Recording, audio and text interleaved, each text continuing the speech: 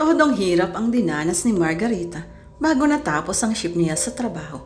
Halos ay bilangin niya ang bawat minutong tumatakbo. Gusto niyang higitin ang mga kamay ng orasang nakasabit sa dingding upang bumilis ang takbo ng oras nang matapos na ang shift niya at mauuwi na siya. Matapos niyang mag-time out ay hangos na niyang tinungong nakaparada niyang sasakyan sa parking area ng ospital. Matapos lumula na agad niyang pinaandar ang kotse at mabilis na lumisan. Magulong-magulo ang isip niya habang nilalangdas ang daan. Umiwas ka sa mga buntis, sa mga bata, sa mga may sakit, lalong-lalo na yung mga nakaratay. Iwasan mong magalit, yung todong galit. Pinakamabuting gawin ay ang pagkain sa gabi. Paulit-ulit na nagsasalimbayan ang mga katagang iyon sa nalilitong isipan ni Margarita.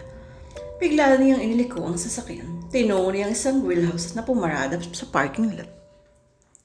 2 buong fried chicken, 4 na malalaking hamburgers, 4 na large fries at 4 na large soft drinks ang in-order niya. Hindi nagtagal ay bitbit na ng serbidora ang mga nakabalot na pagkain. Dinala ni Margarita yung sasakyan at umalis. Sa isang medyo may kadilimang parte ng isang parke niya ay pinaradang muli ang kotse niya. At matapos na tiyaking walang tao sa paligid ay buong kahayukan nilantakan ang dala niyang mga pagkain. Tigisa sa magkabilang kamay na palitan niyang sinabakan ng 2 pritong manok habang sumasalit ang hamburger.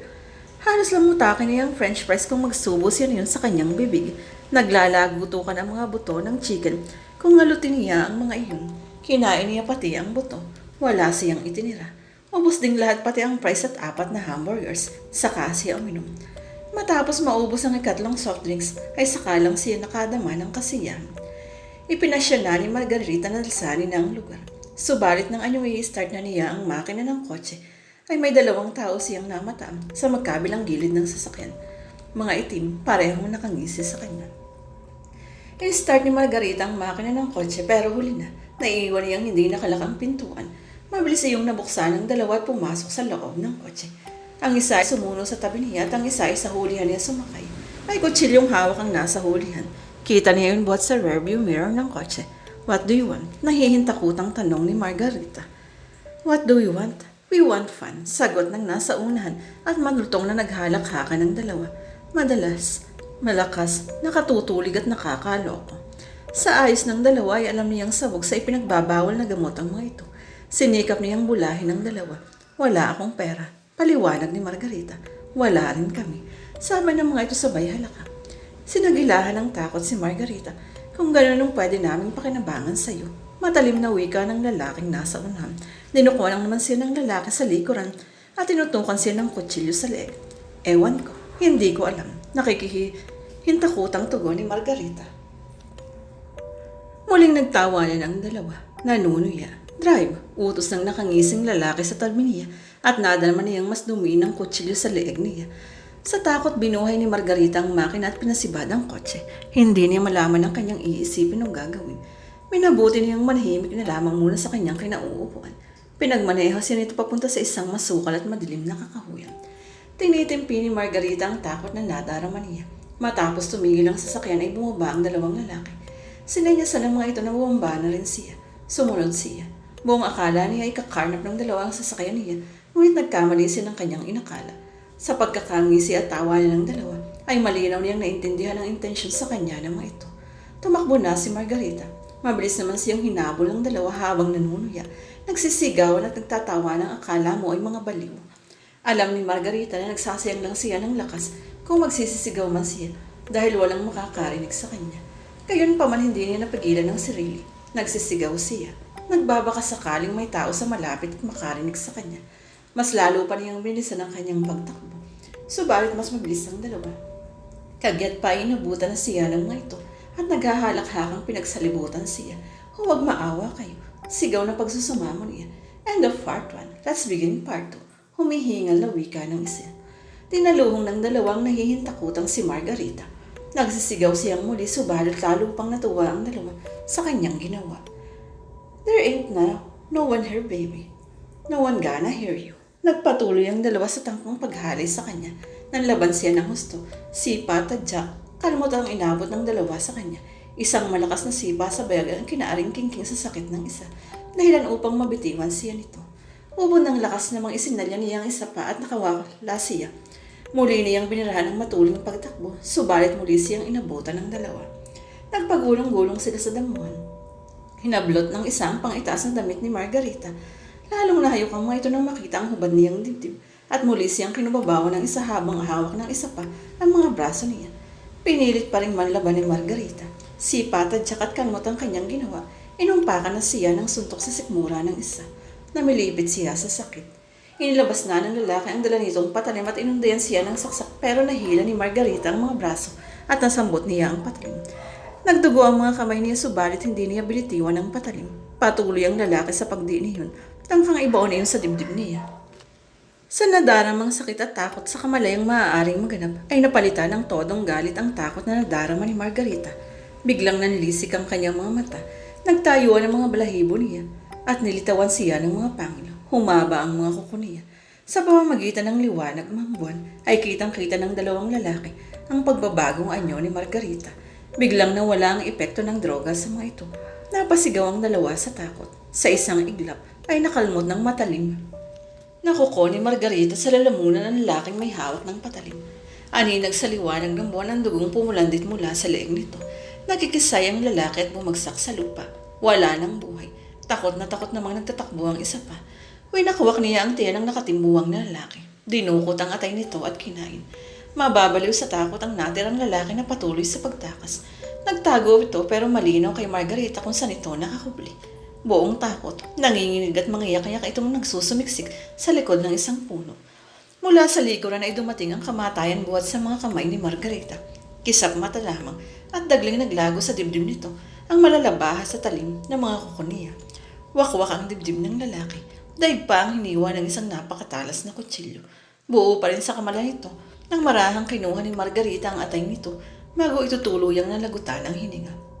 Muli ay buong kahayukang nilantakan ng kain ni Margarita ang atay. Huli na ang lahat ng balikan siya ng kanyang katinuan. Naganap na ang lahat. Hindi siya makapaniwala sa nagawa. Kumilos siya at inuhulog sabay sa di kalayuan ang mga bangkay ng dalawa pagkatapos ay nilinis niya ang sarili sa ilog. Hinubad niya ang natitirang saplot sa kanyang katawan at ipinaayanod iyon sa tubig. Automatikong hinimod niya ang mga sugat sa kanyang mga palad at katakatakang naghilom ang mga iyon. Bumalik na si Margarita sa kanyang kotse. Binuksan niya ang compartment at kinuha ang reserba niyang damit at saka nagbihis. Habang nasa daan patungo sa kanilang tahanan, ay may halid ang utak niya. Napakabilis ng mga pangyayari. Litong-lito siya. Pumatay siya ng tao at hindi lamang basta niya pinatay ang dalawa. Kinain niya ang atay ng mga ito. Kabilang na rin siya ngayon sa angka nila, sa lahi nilang aswang. Isa na rin siyang isinumpak. Wala pa si Peter nang dumating siya sa bahay nila. Pagkapasok sa loob ng bahay ay mabilis lang siyang nakipag-usap sa babysitter na nagbabantay sa mga bata sa tuwing wala silang mag-asawa bago ito halos minadaling paalisin. Matapos ay dumiretso siya sa kwarto nilang mag-asawa. Sinuri ang kanyang sarili bago lumabas ulit ng silid. Pinuntahan niya ang kanyang mga anak sa silid ng mga ito. Tulog na ang dalawa. Bumalik na siya sa kwarto nila ni Peter. Tinako niya ang banyo at nagbabad sa shower. Nais niyang mabura ang anumang bakas ng mga pangyayari kanina lamang. Nang magsawa siya ay nagbihis na siya. Hindi siya makatulog. Nagsindi siya ng sigarilyo. Hinit-hit iyon na para mapapawi ng usok ang mga pangyayari.